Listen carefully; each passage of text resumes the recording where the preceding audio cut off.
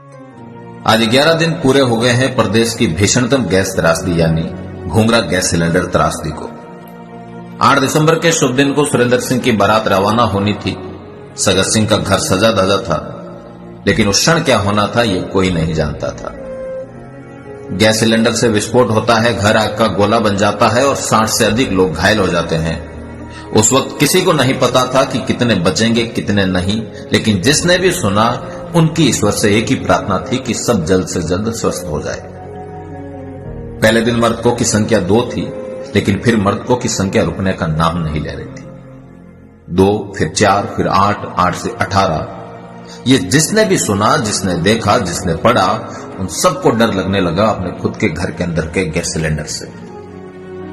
जिस घर में घटना घटी वो एकदम गरीब परिवार, गरीब के रिश्तेदार भी गरीब, लेकिन दुर्भाग्य था इन गरीबों का कि ये राजपूत जाति में पैदा हो गए। यदि और कोई होता इस जगह तो अब तक उनको न्याय मिल जाता, उनको आर्थिक मुआवजा मिल जाता। अशोक गहलोत 9 दिसंबर को आते हैं और 5 लाख चिरंजीवी योजना के तहत और 2 लाख सीएम सहायता कोष से घोषणा कर देते हैं, लेकिन ये राशि इस घटना के सामने न के बराबर थी। एक परिवार को खड़ा होने में दशक लग जाते हैं और एक क्षण में वे परिवार खत्म हो जाए तो अब वापिस उनको खड़ा होने में दशक लग जाएंगे।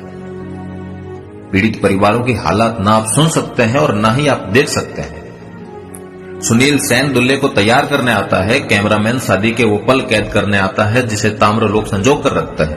कुमार खाना बनाने आया हुआ था, ढोली गीत गा रहा था, लेकिन ये सब अब नहीं रहे। कोई अपने पिता का इकलौता बेटा तो कोई अपने पिता का आज्ञाकारी बेटा।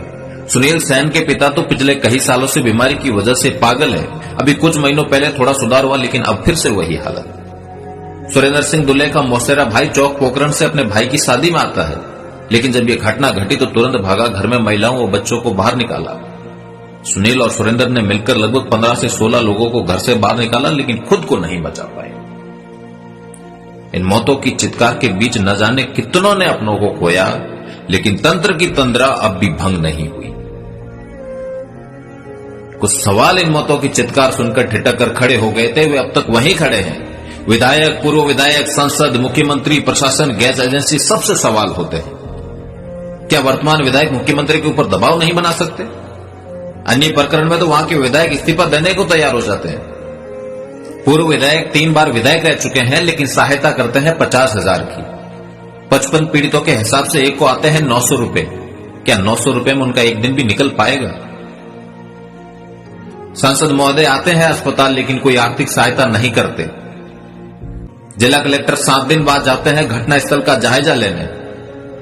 गैस एजेंसी वालों ने तो कोई संवेदना भी नहीं दी, ना ही पीड़ित परिवारों से कोई मिलने आया। ऐसी विडंबना इन गरीब परिवारों की है या इस भोले समाज की, ये मैं खुद नहीं समझ पा रहा। 25 मौत के बाद समाज के लोग व नेता निर्णय करते हैं कि अब हम तब तक अस्पताल से बॉडी नहीं उठाएंगे जब तक सरकार कोई बड़ा आर्थिक पैकेज नहीं देती। अगले दिन ही 2 लाख रुपए की घोषणा पीएम राहत कोष से होती है मृतकों के लिए और 50,000 की घायलों के लिए, जो कि ना के बराबर थी। इसका श्रेय लेने के लिए भी पूरे राजस्थान के नेताओं की लाइन लग जाती है। सबके अलग अलग ट्वीट आ रहे थे कि हमने दिलवाए, हमने दिलवाए, हमने दिलवाए। पता नहीं इस सहानुभूति का क्या करेंगे ये नेता।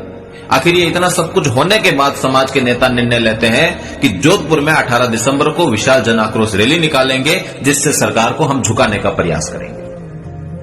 मांगे थी कि प्रभावित हुए परिवारों में मृतक को 50 लाख और घायल को 25 लाख की आर्थिक सहायता, मृतक के परिवार में किसी योग्य व्यक्ति को सरकारी नौकरी, घायल परिवार में किसी एक को संविदा पर नौकरी दी जाए। और इस भीषण घटना में सुनील सेन व सुरेंद्र सिंह ने घायलों को बचाते हुए अपनी जान गंवाई, उन्हें वीरता पुरस्कार से सम्मानित किया जाए। मैरिया निवासी अनाथ हुए बालक रावल सिंह की परवरिश व विशेष सहायता, स्वर्गीय श्री सगत सिंह की घर आग की भेंट चढ़ गया, उसके लिए एक आवास का निर्माण, ये प्रमुख मांगे थी इस रैली के दौरान।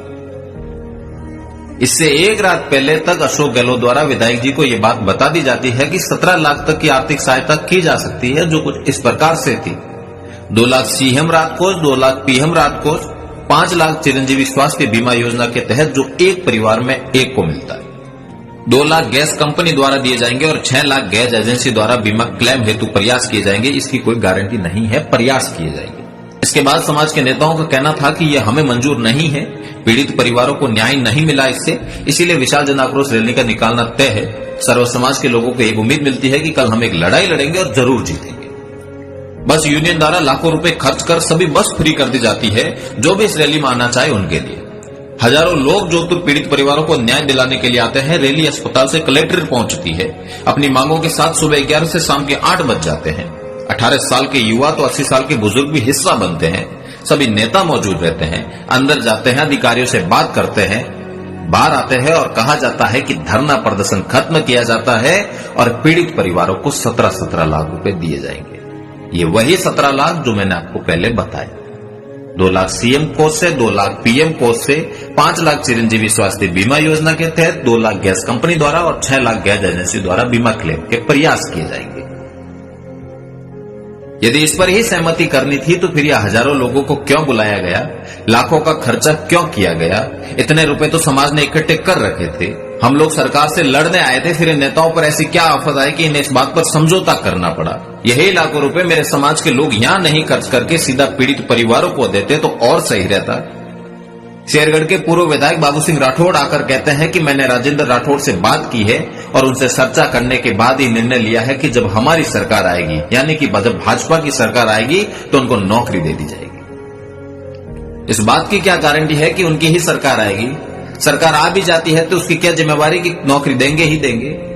बाबू सिंह राठौड़ का यह भी कहना था कि हमने अशोक गहलोत से बात की है और उनसे मिलकर हम जल्द से जल्द आर्थिक सहायता बढ़ाने का प्रयास करेंगे भविष्य में। इन बातों पर कैसे विश्वास करें मुझे नहीं पता। करना चाहिए या नहीं करना चाहिए मुझे यह भी नहीं पता। इन सब के बीच मैंने भोपाल गैस त्रासदी को पढ़ा।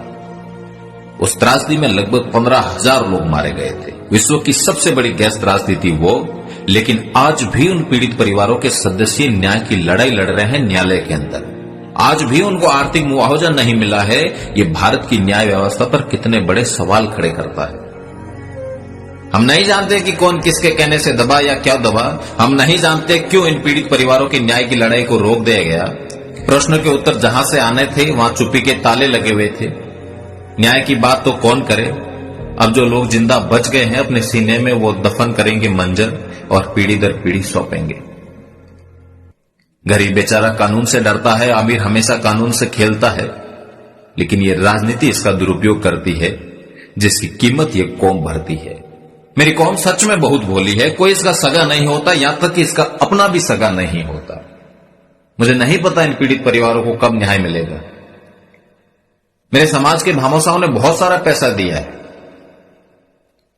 लेकिन वो हमारे समाज का पैसा है। फिर सरकार ने क्या किया है?